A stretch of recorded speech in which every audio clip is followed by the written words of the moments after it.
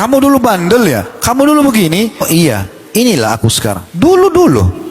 Malam pertama ketika suaminya hendak menyentuh perempuan ini ngomong, "Aku minta maaf, aku hamil dari berzina."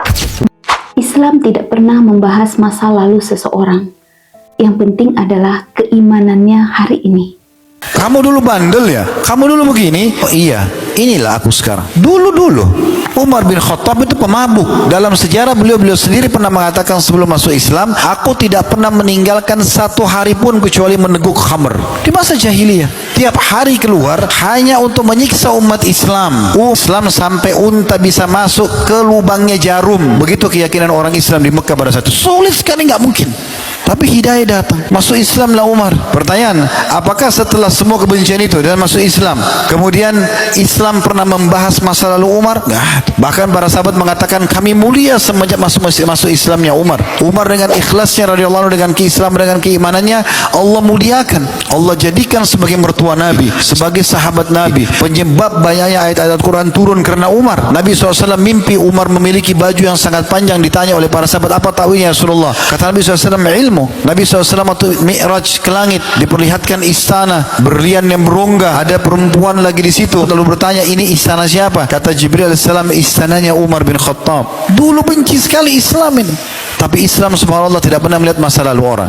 Islam melihat sekarang ke depan, optimis, bersangka baik kepada Allah SWT. Allah akan maafkan kesalahan saya akan perkuat iman saya akan menjadi anak muda terbaiknya muslim. Nah gitu. Subhanallah. Umar bin Khattab dulu seorang yang sangat membenci Islam, bukan memerangi kaum muslim. Tapi lihatlah, setelah hidayah datang, beliau menjadi salah satu manusia paling mulia di sisi Allah. Dari pembenci menjadi pelindung Islam. Dari gelapnya dosa menjadi cahaya iman. Begitulah, tidak ada masa lalu yang bisa menghalangi seseorang untuk menjadi lebih baik, selama hatinya masih kepada Allah.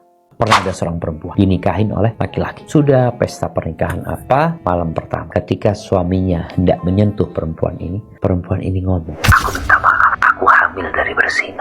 Tutupi aku, semoga Allah menutupimu. Kalau engkau mau ngomong sama keluargaku, silahkan, kau sudah tahu dengan aibku. Dan boleh jadi mereka akan membunuhku. Kalau engkau menutupi aibku, semoga Allah menutupi aibku." Shock laki-laki dijawab. Ternyata istrinya hamil. Akhirnya dia memilih untuk menutupi aib perempuan ini. Perempuan ini dibawa sama laki ini ke kota lain. Kau ikut aku. Dibawa ke kota lain. Kemudian sang suami berpesan, engkau jangan pernah berinteraksi dengan masyarakat. Jangan. Artinya si perempuan ini di rumah sendirian. Semua dicukupin ya, ini itu sampai lahir. Ketika lahir itu anak, sebelum subuh dibawa sama suaminya ini ke masjid. Ditunggu orang sudah masuk ke soft, dibawa anak ini taruh di kardus ya, taruh di depan masjid sana. Dia sholat ya. Setelah dia sholat, dia berzikir, orang-orang ribut di belakang. Ada bayi. Maka kemudian laki-laki ini datang lihat, oh iya bayi. Dan laki-laki menawarkan, ayo kalau nggak ada yang mau, aku ambil anak ini, biar aku rawat. Tapi kalian saksi semuanya, ini bukan anakku, ini anak orang. Kata mereka, iya kami bersaksi, itu bukan anakmu. Sudah dibawa ke rumahnya, dikatakan kepada ibunya, Allah sudah menutupimu dan Allah kembalikan bayi ini kepadamu. Lihatlah betapa indahnya hati seorang beriman.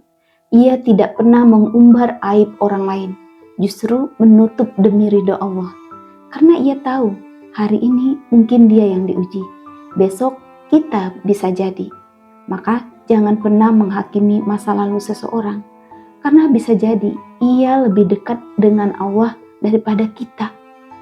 Saudaraku, jangan pandang seseorang dari masa lalunya ya, tapi lihatlah bagaimana ia berjuang hari ini. Allah tidak melihat siapa kita dulu, tapi siapa kita sekarang. Dan kemana arah hati kita menuju. Semoga Allah menjadikan kita termasuk orang yang mampu memperbaiki diri, menutup aib saudaranya, dan termasuk berbaik sangka kepada Allah. Bisa jadi kadang yang dulunya jatuh dalam dosa, kini menjadi orang yang paling lembut hatinya kepada Allah. Jangan remehkan orang yang sedang berjuang memperbaiki diri, karena bisa jadi di sisi Allah derajatnya jauh lebih tinggi daripada kita. Teruslah memperbaiki diri walaupun pelan-pelan, asal menuju Allah. Jangan lupa ya, sebarkan kebaikan ini dengan like, komen, dan subscribe agar semakin banyak hati yang terus tersentuh oleh cahaya Islam. Wassalamualaikum warahmatullahi wabarakatuh.